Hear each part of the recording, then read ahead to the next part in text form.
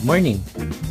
Nandito po tayo ngayon sa Plan Pro Matrix presentation at ipapaliwanag po natin ngayon kung paano ba gumagana yung e-rebates po natin.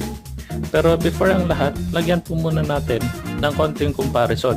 Bakit mas magandang piliin ang Plan Pro Matrix bilang isang loading business unlike sa iba ng mga existing na? First, tignan po natin yung sa ibang loading companies. For example, ikaw dealer ka, bumili ka po ng funds, ng dealer funds na pwede mong ibenta sa mga retailer mo. Ngayon, yung mga retailer mo, syempre, ibebenta po nila yon sa kanilang mga customers. Once ang retailer is nakapagbenta sa customer nila, saka mo lang po makukuha yung commission mo. From one or other gives 2% commission. Ngayon, ano po yung difference nun sa PPM? Ganito lang po kasimple. Kung ikaw ay isang dealer at bumili ka ng funds, wala pa pong naibebenta, bumibili ka pa ng funds, ay bibigyan ka na po agad ng 1% outright bonus commission. Bibigyan ka po ng outright ulit 1% commission every time mag-purchase ka. Take note ha, inuulit ko po, wala pang binibenta. Bumibili ka pa lang, kumita ka na agad.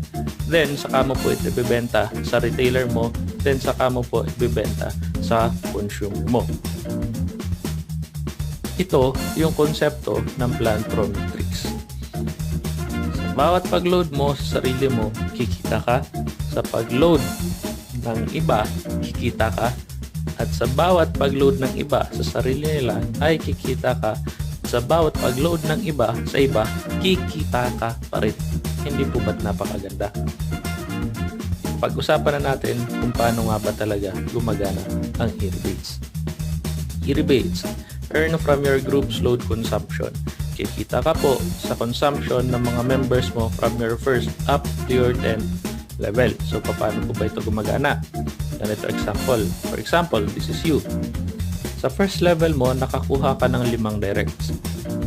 So, ngayon, ito ngayon yung bilang ng network mo at ito yung nabili nilang load. So, meron kang 5 members na bumili ng 53,000 pesos na load fund for the month. Second level mo, yung 5 mong nakuhang directs ay kumuha lang din ng kanya-kanya nilang tig 5. So, ibig sabihin, meron kang 25 na bumili ng 53,000 na load funds. Third level mo, ganun lang din. Kumuha lang din po sila ng tig 5. 125 times 3,000. Fourth level, 25 mo, kumuha rin sila ng tig 5 times 3,000. Fifth level, nag-multiply by 5 times 3,000. Sixth level, multiply ulit by 5 times 3,000 also. Seventh level, ganun lang din po yung ginawa, times 3,000 pesos. Eighth level, nagtigli 5 ulit, times 3,000. Ninth level, nagtigli 5 ulit, times 3,000 pesos. And our 10th level, yung pong 5 mo ay bumili rin ng 83,000 pesos.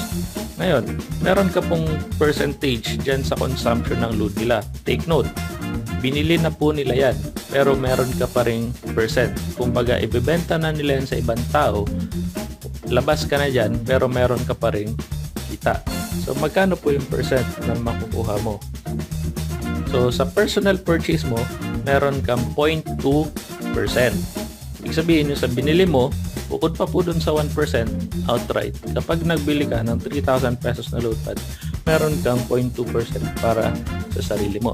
Ngayon, sa first level mo, meron kang 0.1%, second is 0.1%, third is 0.1%, 0.05 para sa 5th level, 0.05 sa 6th level, 0.06% 7th level, 0.7% sa 8th level, 0.7% sa 9th level, and 0.1% sa 10th level mo.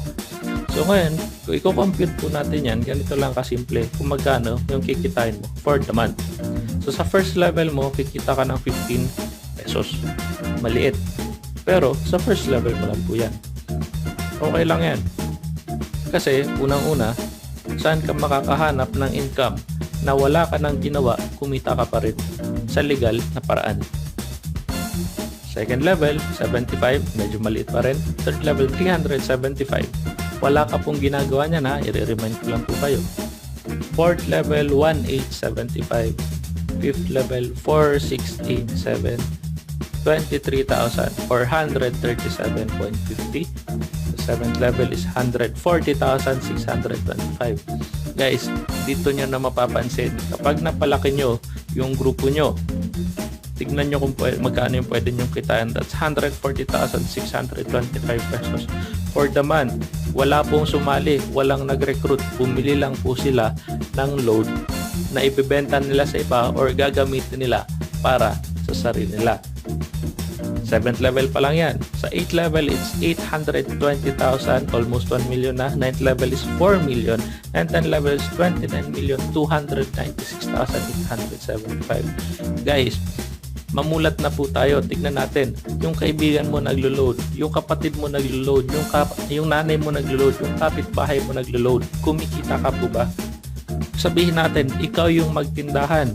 Ngayon, bumili ngayon yung mga kapitbahay mo, yung mga nabebentahan mo, tindahan ka, bumili sila ng load sa'yo. Kumita ka. Kaya lang, paano kung yung katabi mong tindahan nakita na naglo-load ka at kumikita ka, nagtayo rin ng sarili nilang loading station? Ibig sabihin, maging kaagaw mo na sila ngayon sa mga dati mong customers. Hindi ka na po kikita ng gaya ng dati. Pero dito sa atin, napakaganda. Bakit? Yayain mo sila mag-load station din. Kikita ka rin, hindi mo po sila kalaban. Sila ay kakampi mo na. So magkano yung kikitain mo? 29,296,875 for the month. And next month, ang tanong, bibili rin po kaya sila ng load ulit? Of course, yes. Ibig sabihin, by the next month, meron na mga nag-aabang sa yung 29,296,875 pesos. Ito po ay para lang doon sa mga bibili ng worth 3,000 pesos na dealer funds for the month. Eh, paano pa po yung mga bumibili ng 5,000, ng 7,000 o ng 10,000 pesos na load fund for the month? Magkano pa kaya ang naghihintay sa'yo? Ngayon, meron mga nagsasabi, 29 million, totoo kaya nakikita ko? Sabihin natin na hindi mo nagawa na kumuha ng 5 directs at hanggang sa 10th level may nag-multiply din sila ng times 5. Sabihin natin, hatiin na lang natin yung kinita mo.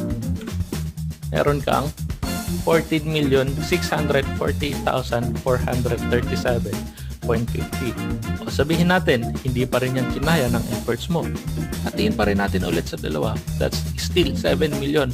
Or worse comes to worse na sobrang tamad mo na at hindi mo pa rin nagawa yung ganong production, meron ka paling at least 3,662,909.37. Ngayon, tandaan po natin na numbers don't lie. Guys, ang ipinakita po namin sa inyo is simulation at simpleng computation kung magkano po ang pwede nating kitain dito sa e-rebates na marketing plan ng Plant Pro Matrix. Always remember din po natin, ang 1 plus 1 ay lagi pong 2 at hindi po siya pwedeng maging 3. So, kanina po, nag-multiply lang tayo ng 3,000 at minultiply lang natin sa kung ilan yung percentage na kikitain nyo. Ngayon, may mga nagtatanong po sa amin. May mga nagre-raise ng questions. Paano po kung may mga downline ako na hindi nakahit ng 3,000 pesos dealer funds for the month? Or paano kung hindi talaga sila bumili? Masasayang ba yung first to 10th level ko? The answer is a big no. Hindi po masasayang yon dahil meron po tayong system na ikinabit sa ating e-rebates. Yun po ay ang tinatawag na dynamic compression. Paano tumatakbo ang dynamic compression? Ganito lang po kasimple. Bigyan namin kayo ng isang visual example. Ikaw, meron tayong sample dito hanggang 4, 5, 6, 7, 8, 9, 10, 11, 12, 13, 14, 15, 16, hanggang 17 level. So, take note, mapapansin po ninyo, ang e-rebates po natin is from your first up to your 10th level lang. Pero example natin hanggang 17. Ngayon, ikaw, bumili ka ng 3,000 pesos na dealer funds for the month para syempre makakwalify ka at kumita sa e-rebates. Diba? Kasi sa first level mo, for example, wala silang binili. Naku po, sayang yung 0.1% mo sa first level, diba? Second level, ganun rin. 0 rin. Third level, bumili lang po sila ng 2,500. Fourth level is 500. Next, wala ulit binili. 700. Seventh level mo, nag-qualify sila for the month para kumita sa e-rebates, 1,000 pesos. 8th level mo, 500. 9th, 0. 10th level mo is 1,000. 11th level 800, 12th level 0, 13th level wala, 14th level is 3,000, 15th level mo meron kang 500, 16th level 3,000 yung binili, nag-qualify rin po ulit siya, at sa 17th level mo bumili po ng worth 1,200 na dealer funds. Ngayon, kung mapapansin po natin ang dyan sa status na yan, yung pong mayroon lang tatlo na nag-qualify para sa year beats. Yun po ay ang 7th level, 14th level, at 16th level. Sila po yung mga nag-qualify. Ano po ngayon ang gagawin natin dun sa mga hindi nag-qualify? From the word itself, dynamic compression. Lahat po ng mga members mo na hindi nakapag-hit or naka-qualify or nakabili, naka-purchase ng worth 3,000 pesos dealer fund for the month ay i-compress pataas papunta sa kung sino yung nakabili ng worth 3,000. Ngayon, para hindi po maging magulo, ito, example. Yung first hanggang 6th level mo, mga hindi po sila nag-qualify, di ba? I-compress po sila papunta pataas sa'yo dahil ikaw naka-purchase ka ng 3,000 for the month. And 8 to 13th level mo, i-compress sila papunta sa 7th level mo dahil siya nakapag-purchase. 15th level mo ko-compress hanggang 14th level, yung 3,500, yung hanggang 16th level mo. After po magawa ng company ang compression, saka pa lang po tayo magko-compute nung first up to your 10th level. Tataas po natin sila magsaserve as first, second, and third level mo.